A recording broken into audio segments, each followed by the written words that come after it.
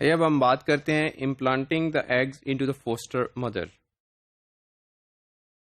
जैसा कि हमने स्टेप वाइज एग्स प्रिपेयर किए हैं with the injection of the DNA of our interest, now these eggs contain a foreign DNA and they can be placed in the foster mother for further development and for the progeny to come up।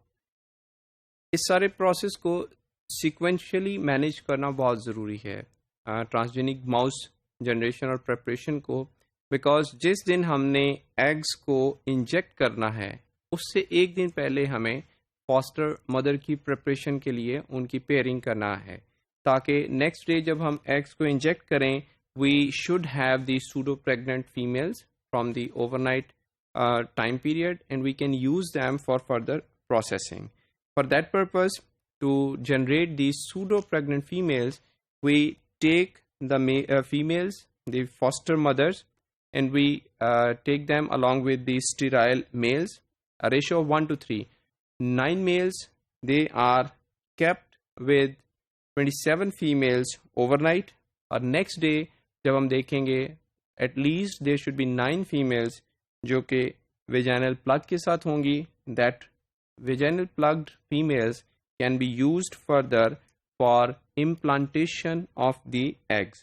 For that purpose हमें उनको anaesthesia देना है। Animals को plugged females को, vaginal plugged females को anaesthesia देंगे, उनको dissect करेंगे under the dissecting microscope very carefully from the above side of the animal, so that we can expose their ovaries very gently. We take their ovaries outside and make a small tear in the ovarian sac using fine forceps. Be very careful not to damage the ovary. Very fine opening is made using the transfer pipette, which is having the rubber tubing. We transfer the embryos from to the ovary from our dish where we stored them. At least 5 to 15 embryos are transferred per side, means 2 ovaries will get at maximum 30 embryos, and they are transferred in the minimal amount of Whiten's medium, and this the release is controlled very carefully by observing the airflow in the transfer pipette. And once this process is complete of transferring the embryos into the ovaries, we can gently place the ovaries back into the body cavity and suture the body wall and skin, and then we repeat this process for the second side, for the second uterine tubule. After that, we return these foster mothers to the animal facility for recovery and for the birth process that takes about 20 days. Once this 20 days period is over, the next progeny comes, then we have to analyze that next progeny.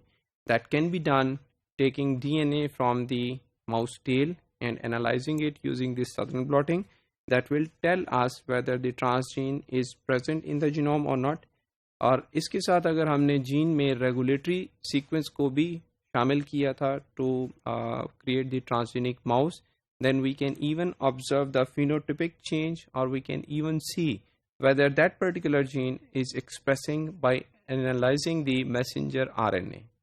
In this way, we can successfully produce the transgenic animals, transgenic mouse that expresses our gene of interest, and then that can be maintained to get the line of that particular transgenic mouse from one generation to the next generation.